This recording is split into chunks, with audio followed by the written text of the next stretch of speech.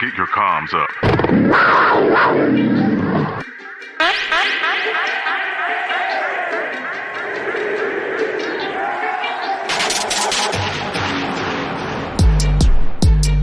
Panther Comms Podcast with Timmy VO.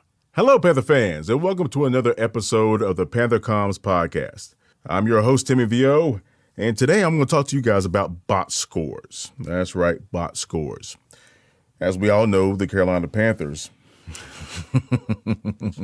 have a interesting array, so to say, of box scores to go along with the games they've been playing over the past couple of years. So we're going to look at three specific games, but first I'm going to give you guys a detailed definition of what a box score is, where it came from, because it's used in more than just football.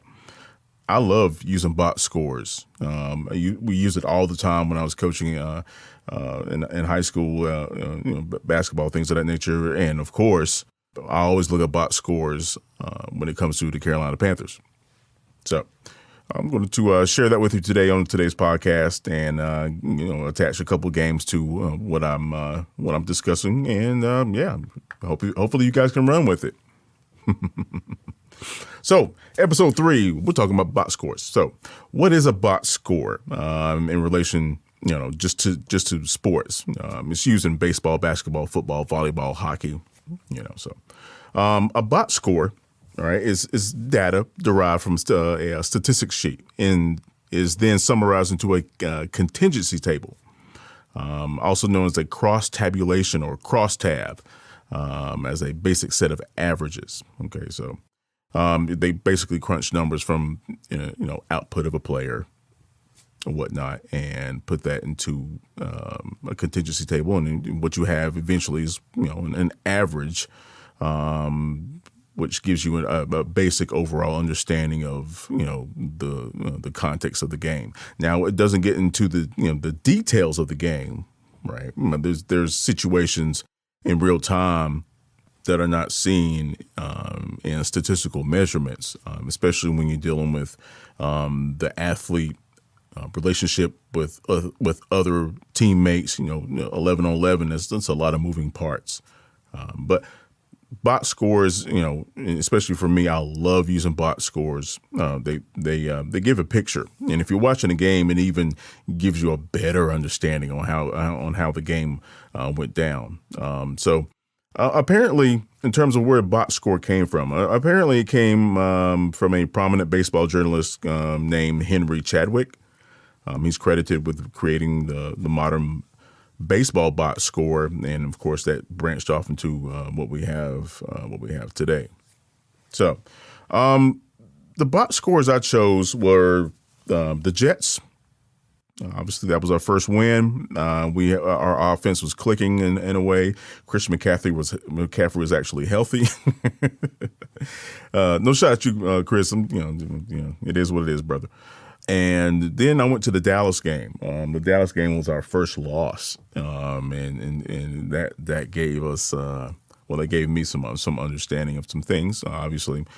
And then I chose the Arizona game. And we all know that's when Cam came back, and there were different dynamics in terms of energy on the team. And I thought that was interesting to be on the road and playing a team like Arizona and throwing up numbers like that.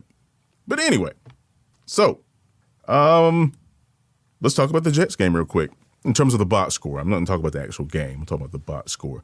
So I'm looking at it right now.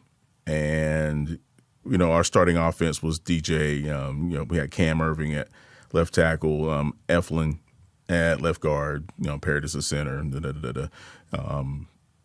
McCaffrey, Sam Darnold, obviously Robert Anderson. That's when we have Arnold at tight end, and Ian Thomas was tight end too. All right, and our defense was basically set to be an absolute stud monster. Even after losing, JC, the defense was still like that. But obviously we have Burns, Jones, Brown, and Fox. That was our front four actually. Yeah, we were listed as a 4-3 going into the game, but of course they moved that around. They switched it up a little bit, but that 4-3 really did a number on the Jets running game, and I'll explain that in just a second. Then we had, of course, Shaq Thompson, who had a great year last year. Mr. Carter and Reddick at linebacker. Then we have Jackson, Horn at corners, and Chen and Burris, strong safety, free safety, respectively. That was our lineup. And folks, I'll have to say, if you go to the Panthers website, this is where I get the box score from. It comes up decently. I'd say maybe an hour at the most after the game's over. But they have a great breakdown, and they utilize the NFL game summary. Of course, it's copyrighted, so it's legit. It is a very, very good breakdown on the game as a whole, statistically speaking. All right, so I'm scrolling down, and it talks about the substitutions. It actually lists all the players who subbed in during the game, not necessarily in order. It looks like it goes from offense to defense, basically, and it tells you who did not play. Then you have your non-active list. Then it goes into special teams and field goals, and they have that listed as field goals made and field goals missed. All right, so if you keep scrolling down, you have obviously the score, the visitor home, Jets, Panthers. We scored 16 in the second quarter. We did not score in the first quarter, and lo and behold,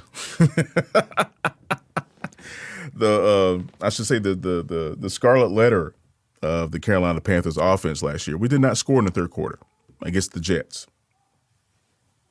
Go figure. Let me just sip this tea real quick. Just joking. But of course, the Jets adjusted from their donut they got from the first half and dropped 8 on us. Of course, they scored a touchdown and converted the 2-point. And then the fourth quarter, it was a field goal contest. Well, actually, they scored. They didn't convert the 2-point conversion, and we kicked a field goal. So we went completely anemic in the second half against the Jets, and we had a healthy Christian McCaffrey. Make it make sense. All right, so going down the box score, you have your scoring plays. They list the team, the quarter in which they scored, time it took, the play description, extra point, and drive info. So the drive info is significant because it talks about time of possession, basically. The Panthers in the second quarter took 7 minutes at the 7 minute 26 second mark. I believe Santoso got a field goal. 6 plays for 29 yards. And then in the second quarter, the 4 minutes and 6 seconds mark, Anderson had a 57-yard pass from Darnold, and the kick failed. All right, and the Panthers scored again towards the end of the quarter. Sam Darnold with a 5-yard run. That was 7 plays, 62 yards. It took about 2 minutes. Yeah, and then the third quarter, we went anemic, and at the 1 minute and 25 second mark, Davis got a 22-yard pass from Wilson. That was 8 plays, 70 yards on our defense by the Jets. If you guys remember, Wilson used his legs and his ability to throw some crazy passes against us. So that was impressive if you saw that game. I do remember that. And then the Panthers scored again in the fourth quarter, and the Jets scored again in the fourth quarter. Obviously, we got a field goal, and Davis got an 8-yard pass from Wilson. That was 10 plays, 93 yards. That's how we closed out the game, folks. I mean, that's very telling right there. Seriously. In the fourth quarter, I mean, that's a long drive. That's a long time of possession. Now, we had the ball for 12 plays prior to that when we kicked that field goal. right? So again, it just blows my mind how we have a 12-play drive with Christian McCaffrey against the New York Jets and not score a freaking touchdown. It blows my mind. Moving on. Blows my mind. But the Jets, of course, 10 plays, 93 yards against our defense, and they got in the end zone. Yeah. Now, so I'm scrolling down the box score because that's pissing me off. I'm scrolling down the box score, and now you get into the individual statistics. Now, everybody loves this stuff, right? You have your rushing, you have your passing, pass receiving, interceptions, punting, punt returns, kickoff returns, yada, yada, yada. You got your turnovers, you got your fumbles. And they break down fumbles by, obviously who fumbled. Did they lose the fumble to the opposing team? Whatever, yards and all this other stuff. Apparently, and I'm not going to get the individual statistics because that'll take forever. I'll just say this. Sam Darnold was 24 of 35 for 279 and a touch. No, hold on. He had one sack. He only had one sack that game. He was sacked only one time that game, excuse me. But the kicker, Christian McCaffrey had 21 carries for 98 yards, almost 5 yards a clip. And he had an 18-yard rumble, right? DJ Moore had one carry for 14 yards. And people were making this a comparison of why in the hell we're not using DJ like San Francisco's using Debo. Yeah, moving on. Well, by the way, Christian McCaffrey had 9 targets, 9 receptions for 89 yards. DJ Moore had 8 targets, 6 receptions for 80 yards. Take it as you like. And if you keep scrolling down, and I'm just doing this, breakdown for the Jets game. The next 2 games, I'll just go through it and pinpoint some things that caught my eye. And again, you can go to the Panthers website. Did I actually explain myself? You go to the Panthers website.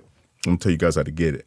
Go to the Panthers website. You go to schedule. All right. Once you click on schedule, if you look at each individual score, that cell, if you look at that box that the score is in, the team and all that other stuff, if you look directly below that individual box, you'll see box score in blue letters. You click on that, you'll get what I'm explaining to you. Okay. So total first downs, third down efficiency, fourth down efficiency. It really gets into the team statistics at the bottom of the box score. So if you want some overall ideas, and this is normally where I go to get some better clarity on how the team functioned and how the team was coached. Individual statistics will tell you how the players played. Obviously, you want to go down to the final team statistics. That'll give you a better idea on how the team was coached up, so to say. Like red zone efficiency. Now, of course, that relies on execution, but it also relies on play calling. Get into total return yardage on special teams, extra points made. Right? These give you an idea on how the special teams have been coached up. Is it consistent? Do they have any breakout plays? Things of that nature. But third down efficiency, fourth down efficiency. That's the that's eye-opening. That's eye-opening. Just to give you an idea, third down efficiency for the Jets, they were 4 of 13 for 30%. We were 4 of 14 at 28.6%. Right, fourth down efficiency. They were 1 of 2 and we were 0 of 1. Okay, but again, folks, here's the kicker. Was the Jets defense that good that they held our offense to a lower percentage on third down efficiency? Were they that good in comparison to our defense, who held theirs to 30? Because we only had one more attempt on third down than they did. Okay, so these numbers aren't, like, oh man, they have way more attempts. Nah, they had 13, we had 14.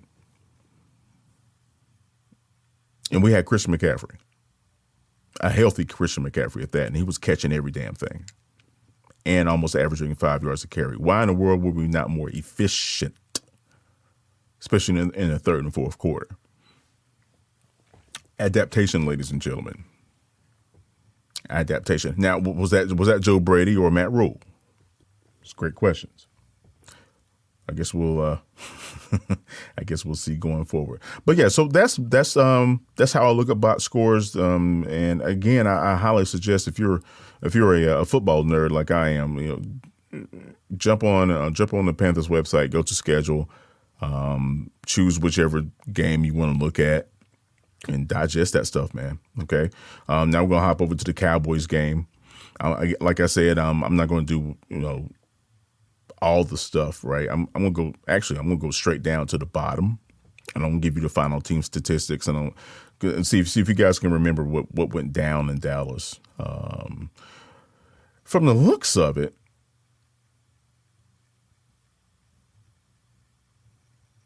and you guys remember, Dallas was kicking our ass in the run game. It was kicking our ass. So I'm looking at the final team statistics right now. All right. So total first downs were equal. They had 24 first downs. We had 24 first downs. By rushing, we had 9. They had 12. By passing, we had 13. They had 10. By penalty, we each had 2. Right. So it was pretty even, but they were beating us in the rushing for first down category. All right. Third down efficiency. We had 4 more attempts than they did and had 30% to their 33%. Okay. Now we converted all our fourth downs, believe it or not. Right. So just that little bit right there tells me that they were keying in on our running game and stopping Christian McCaffrey in the running game. That was their go-to in that regard. Total net yards, they had over 400 yards total offense, folks. And they had 12 fewer offensive plays than we did. Right? We had 68 plays total. They had 56. And beat us out in total yards by, 54? 64 yards. I mean, it's an average game per offensive play was, we had 5.6. They almost averaged 8 yards per offensive play against our defense, folks. See, that's this tells us, clear as day. And of course, if you watch the game, you will know they beat our tails in the running game. Now I'm going to tell you guys how many net yards they had passing. 188 yards passing, folks. They had 188 yards passing. Okay. So you know what? That's going to make me go up here and check out the quarterback statistics here because let's see. So Sam, let's do a comparison. See, Sam in the Jets game, the box score I gave you previously to this. Let's see how many times he threw the ball. Sam threw the ball 35. He had 35 attempts, 24 completions. Okay. Cowboys, he had 39 attempts, 26 completions. Right, but he was sacked. He was sacked 5 times, folks. He was sacked 5 times. So based on his attempts, basically for every 7 drops, he got sacked. For every 7 attempts, he got sacked. Excuse me. So for every seven attempts, because he had 39 attempts, right? Just under 8. Per 8 attempts, he got sacked. Right, and it was a loss of 35 yards total. He had 2 touchdowns, and he also had 2 interceptions. Okay, Dak Prescott, he only had 22 attempts that game, folks, and had 4 touchdowns. And if you don't mind me, expanding on that, folks, this is what happens when you set up a sound run game and kick the defense's ass in the pass game with the play action. It's clear as day. Elliott only had 20 attempts, but he had 143 yards rushing at 7.2 a clip. He had a 47-yard run. He only had one touchdown, guys. He only had one touchdown run in the game, but they set up the passing game with play action in the run game. Clear as day. Clear as day. So that's how we got our ass whooped. And that brought on the onslaught of, other teams utilizing the run game if they had a strong run game to set up their passing game. I mean, there's a reason our defense was top three, top five throughout the season almost, if I'm not mistaken, at stopping the pass. You try to come out the Carolina Panthers with a straight up, 4 wide, and we're on our game. It's not going to be a good day for you because our pass rush was elite. We had some good corners. We make you make mistakes. Okay. No, so let me mention one more thing about this box score with the Cowboys, and then I'll move on to Arizona. And folks, again, I appreciate you guys listening. If you're listening this long to this podcast, it's a Panther Comms podcast. And if you want to email me some questions or things of that nature, feel free. It's panthercoms@gmail.com. It's really easy. That's panthercoms@gmail.com. You can shoot me some questions and things of that nature. Just make sure you put your first name so I can give you your respect when I drop you on here. Actually, I have a voicemail message Q&A that I'm gonna do at the end of this podcast. So anyway, so at the box score, bottom of the box score, the team final team statistics. I just wanted to mention about the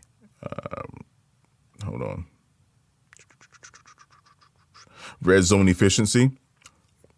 Both the Cowboys and the Panthers were 100% at the red zone, which is a great thing for the Panthers because we struggled with that for a while, things of that nature. And there was one other thing: the turnovers. Where are the turnovers? I just saw that. Total return yards, number of yards. Well, penalties. We had 6 penalties to their 7. Okay, they actually had more penalty yards than we did. We didn't have any fumbles for a loss, but again, Sam did have those picks, which really hurt us. Between the picks and the sacks, yeah.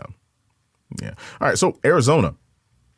This was a this was an emotional game, and you could tell.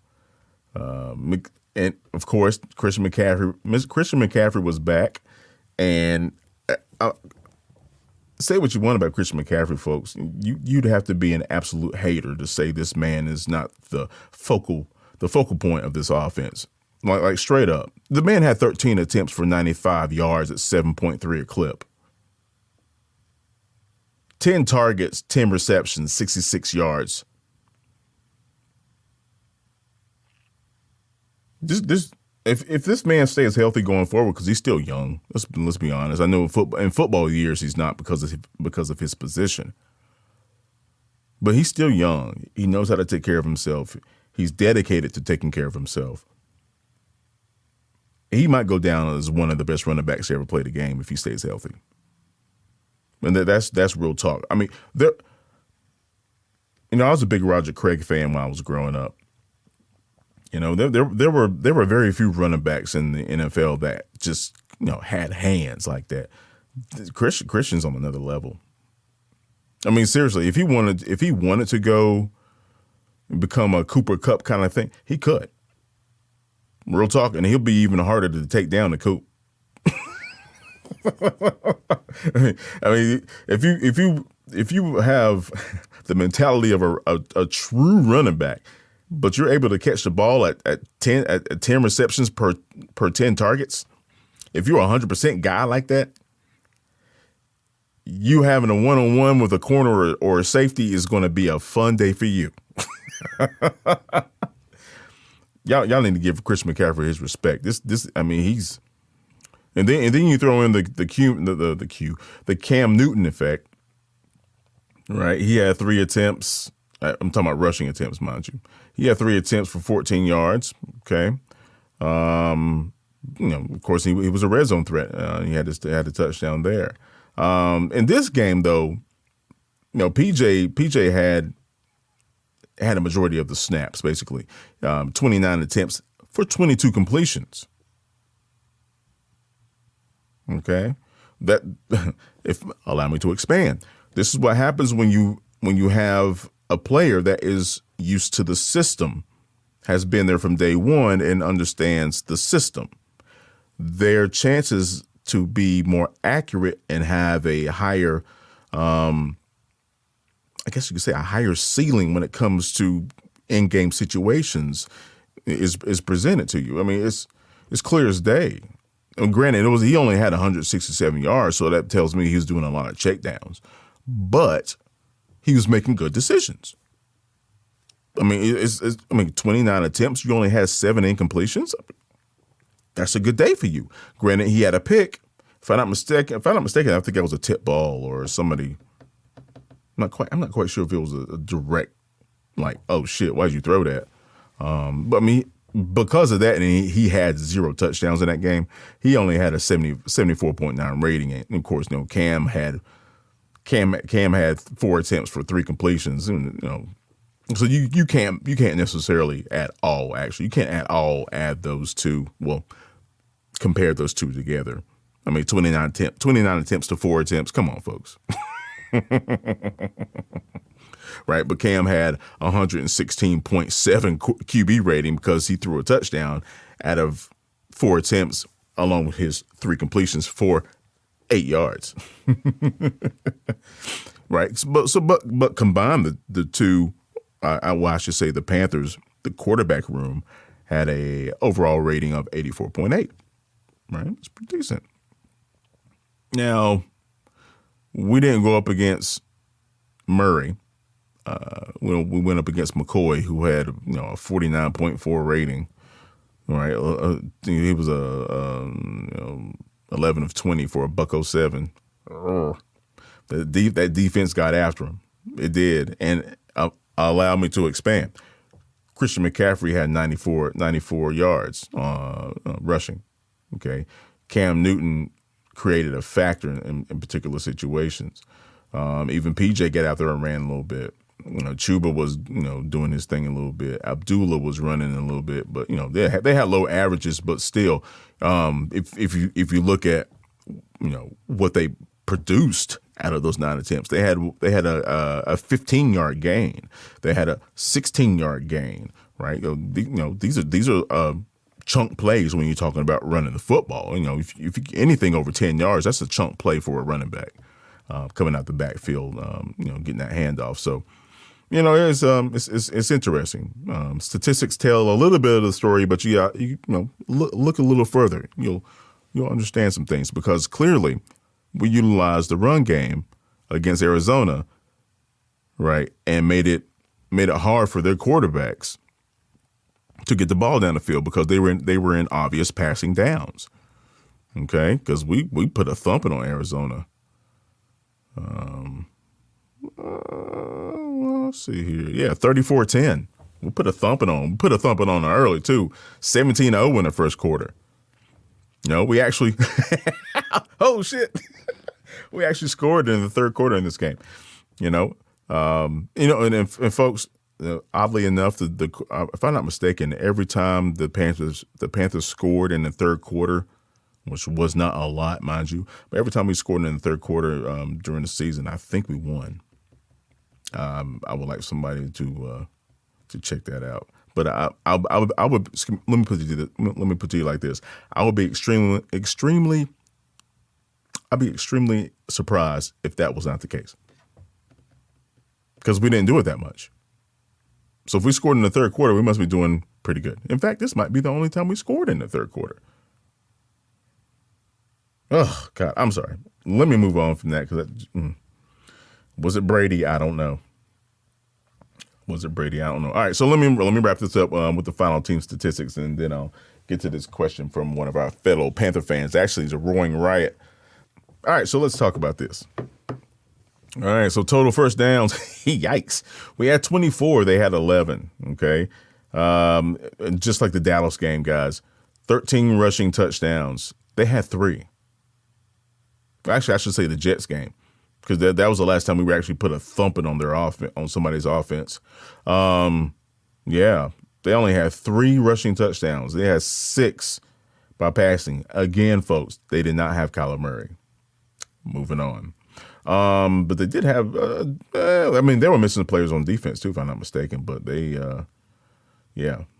felt our wrath. Third down efficiency. We were 7 of 15 for almost 50%. They were at 30%, 4 of 13.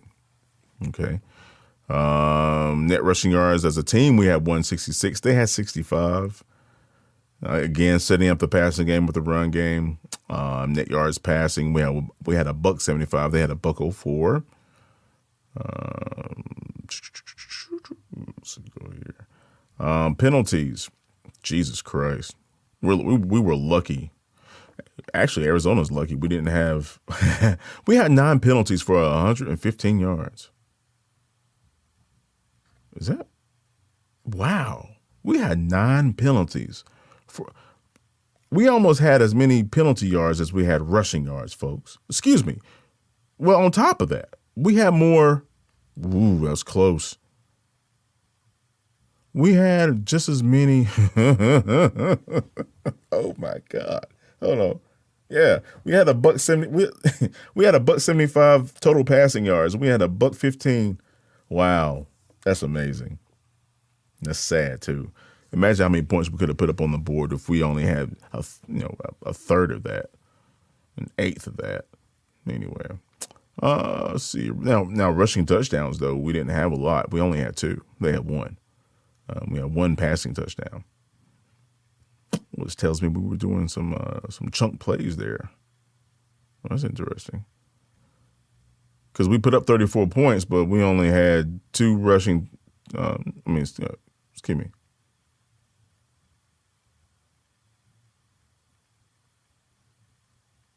2 rushing touchdowns and 1 passing touchdown. How the hell did we get 34 points?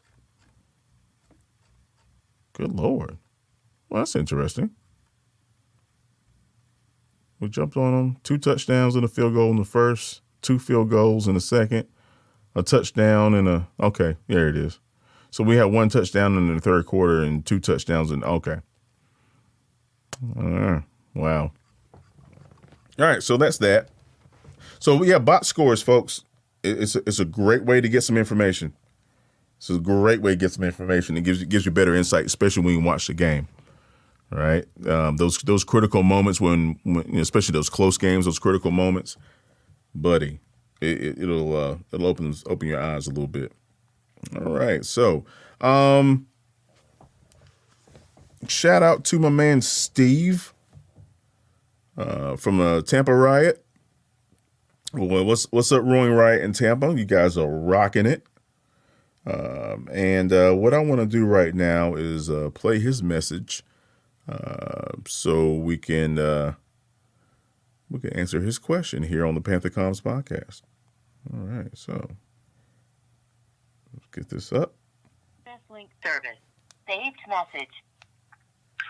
Dang, I forgot to get my question in on before noon on Friday. Anyway, this is Steve over in Tampa, Florida, president of the Tampa Riot, and I am wondering what the heck is Fitz thinking signing Ian Thomas? I mean, the guy really can't run good routes. He's not a great blocker. He can't really catch all that well. He's not fast, and I'm not quite sure what his football IQ is, but he hasn't seen the field a whole heck of a lot. And we re-signed him. Gosh, I'm thinking he has compromising pictures of someone up there in the front office, because I think we could have picked up someone with the same skill set off the scrap heap for probably a third of the price. But anyway, love the comms. You guys keep up the great work, and we'll keep listening down here in Tampa. See you. My man Steve from the Tampa Riot. Right on, bro. But a lot of Panther fans feel the same way you do, Steve. And I spoke on this during the Panther Fan Friday recording. But yeah, let's talk about it. So it's my understanding that Ian was brought back on because they're comfortable with him. And there are a lot of new faces coming in terms of coaching. And, the more continuity you have amongst your players, the better the outcome could be.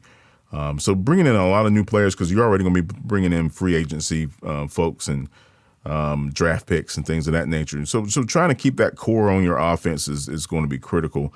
And Ian has, I feel what you're saying. I feel what you're saying about his football IQ, because he's had some really bonehead plays, dude, that just killed drives. But I think with McAdoo, he has a chance to get better. And I mentioned last time how he was brought here and groomed under Greg Olson, and in that offense they used the tight end quite a bit. Apparently McAdoo, based on what he did in New York and things of that nature, he utilizes the tight end. So either Ian is going to be that guy, or Trimble is going to make a huge jump, because Trimble came in as a rookie and basically looked better than Ian did. I'm just saying, folks. I'm just saying. He's a tough-nosed guy. I think he might be faster, or at least as fast as Ian. And folks, don't sleep on Ian. Now I wish he was tougher in the style of which he ran the football. But he has some speed. Actually, he's a fast guy when he figures out how to run. If you notice, folks, the best runners of the football, so to say, they don't focus on who's going to tackle them. They just focus on running out of it, running out of the tackle, running out of the angle. If they're close enough to get a stiff arm, apply. Otherwise, you need to focus on down the field, focus on that pylon, focus on something that's going to help you, get that movement with your legs, right, and get them knees up and get the hell up out of there, right? Ian likes to focus on the tackler instead of focus on where he's running. Once he figures that out and how to run with the football, he's got some wheels. To be honest with you, he's not as slow as you think, Steve. I feel you though, bro. He has a lot to prove. Now, if we wanted a good tight end, that would require two things: one, that we had a second and a third round pick, or two, we had enough money to bring one on and not have to pay this Sam Darnold. I'm just saying. But Steve, I really appreciate you calling in, bro. And I'll be back on Friday, so make sure you hop on here again, all right? Tampa City Riot, man. Y'all check him out on Instagram. Yeah, Steve's a good guy. Right on. All right, so that concludes today's episode on the Panther Comms podcast.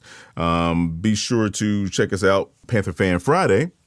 If you're not following me on Facebook or Twitter, please do. If you're not subscribed to the YouTube channel, please do. And I will get the phone number back out there for you guys. You know what? Let me just give you a phone number now. Why not? All right. So I don't call that number that much, so I have to find the number. Hold on. All right. So if you want to call in on Panther Comms Podcast Fridays, Panther Fan Friday, excuse me, the number is 336-803-8188. That's 336-803-8188. Right. So, you can text. You don't have to call. You can text too. I just need your first name so I can give you your props. And we'll have a conversation about football and other things on Panther Fan Fridays. And that's high noon, Jack. 12 noon Eastern Standard Time. Okay. So whether you are in the bedroom, in the bathroom, or hanging out in your car, I want you to have a wonderful day, an outstanding day, and realize that you need to get your comms up and voice your opinion on the Panther Comms podcast. This is Timmy V.O. signing off. Y'all have a great day. And as always, keep pounding. Peace.